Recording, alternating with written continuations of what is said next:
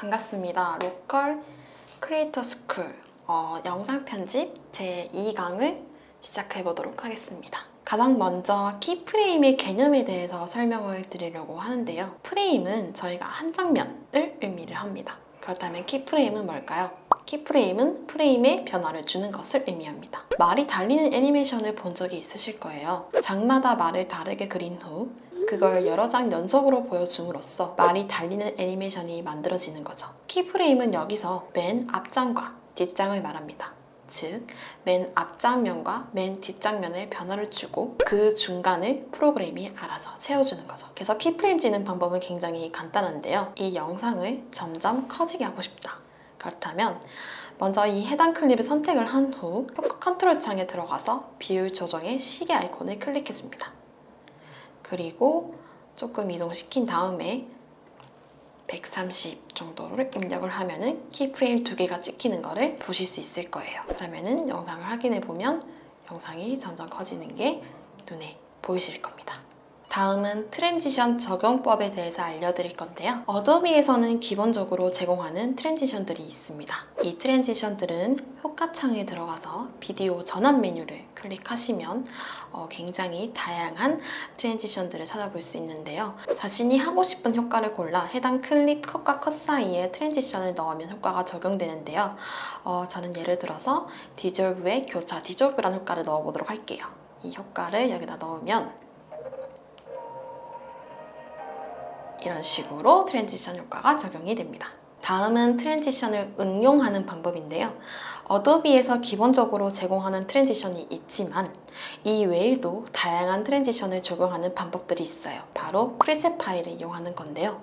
이 프리셋 파일은 유튜브에 프리미어 프로 트랜지션 프리셋이라고 검색을 하시면 많이 찾아볼 수 있을 겁니다. 다운받는 프리셋이 본인의 프리미어 프로 버전에 적용 가능한지 체크하셔야 돼요. 대부분 CC 버전에 적용 가능한 프리셋이라고 올라오겠지만 간혹 CC도 연도마다 달라서 2019년 CC 이후 버전만 된다거나 혹은 본인의 프리미어 프로 버전이 CS6일 경우 CX6에는 적용이 안 되는 프리셋이 있을 수 있어요. 본인이 가지고 있는 프로그램 버전에 적용이 되나 안 되나를 확인해 보시고 다운받으셔야 됩니다. 저는 이렇게 트랜지션 프리셋을 한번 미리 다운받아 봤는데요. 이 트랜지션 프리셋을 다운받으면 어떻게 불러와야 되는지 방법을 알아봐야겠죠? 먼저 효과창에 햄버거 메뉴를 클릭합니다. 그러고 나서 사전 설정 가져오기를 클릭을 하고요. 그리고 본인이 가져오고 싶은 트랜지션 프리셋을 선택하면 되는데요. 저는 이걸 선택해 보도록 할게요. 그리고 여기를 가져옵니다. 그럼 맨 밑에 사전 설정이라는 메뉴가 보이실 거예요. 이걸 클릭하면 본인이 가져온 프리셋 파일이 있는 것을 확인하실 수 있습니다. 프리셋 효과를 적용하기 위해서는 조정 레이어를 알아야 되는데요.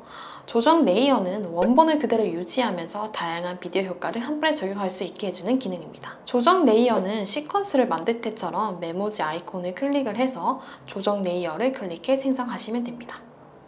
만들어졌죠? 그럼 이 레이어를 클립 위에다가 올려줄게요. 반드시 본인이 적용하고 싶은 영상 클립 위에다가 올리셔야 됩니다.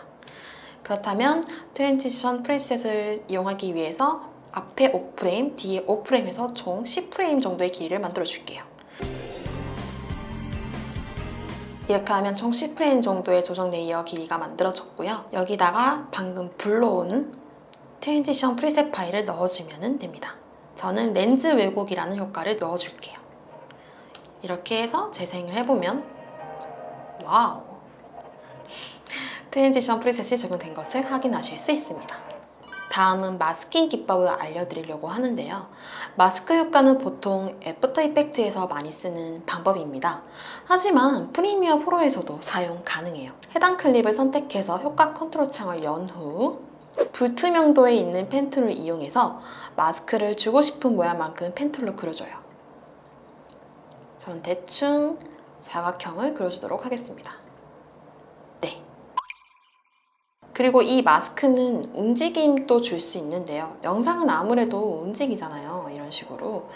따라서 마스크도 이동하지 않으면 영상은 바뀌었는데 마스크는 그대로인 오류가 발생합니다. 그래서 영상 재생에 따라 마스크가 따라가게 작업을 해줘야 되는데요. 마스크를 생성한 후 마스크 페이스 옆에 있는 시계 모양의 아이콘이 보이실 거예요. 이 아이콘을 클릭해주세요. 그러면은 키프레임이 찍히게 되고요. 내가 이 마스크를 조금 옆으로 이동시키고 싶다 싶으면은 이 재생 헤드를 조금 움직여서 마스크도 클릭해줍니다. 그러면 이런 모양이 나타나게 되는데요. 여기서 하나를 골라서 쭉 잡아 당겨주면 또 새로운 키프레임이 생기게 됩니다. 그러면 재생을 했을 때 마스크 모양이 달라지는 것을 확인하실 수 있습니다. 그래서 보통 이제 이런 마스크 기능을 이용해서 하는 효과들이 뭐 문 열렸을 때 다른 장면이 나온다거나 아니면은 창문 밖으로 이제 다른 영상을 합성을 한다거나 이럴 때 이런 마스크 효과를 사용하시는데요. 그런 효과를 사용하기 위해서는 이제 하나하나 프레임마다 이 이동 효과를 줘야 돼요. 네, 그렇습니다. NOGLD의 기법이 영상 고퀄리티에는 최고입니다. 영상을 다 만들었으면 추출을 해야겠죠? 영상 추출에는 여러 방식이 있지만 가장 많이 쓰는 포맷으로 알려드릴게요. 먼저 본인이 추출하고 싶은 클립 구간을 정해야 합니다. 구간을 설정한 후 파일 버튼을 눌러 내보내기를 누르시고 미디어 내보내기 설정을 누릅니다. 그럼 이렇게 내보내기 설정 창이 뜨게 돼요. 형식은 H.264로 써주시고요. 그리고 출력일은 옆에 시퀀스 01.mp4라는 이름이 보이실 텐데요. 이 버튼을 누르면 어디다가 출력을 할지 정하실 수 있어요. 저장 버튼을 눌러주시면 이렇게 이름이 바뀌게 되고요. 그러고 나서 내보내기 버튼을 눌러주시면 인코딩이 시작되면서 영상이 출력됩니다. 이 로컬 크리에이터 스크린 영상이 보이시죠? 영상이 추출된 거를 확인하실 수 있습니다. 네, 여기까지 프리미어 프로를 이용한 영상 편집 제2강을 마쳤고요. 강의 듣느라 수고 많으셨습니다. 앞으로 멋진 영상 만들길 바랄게요.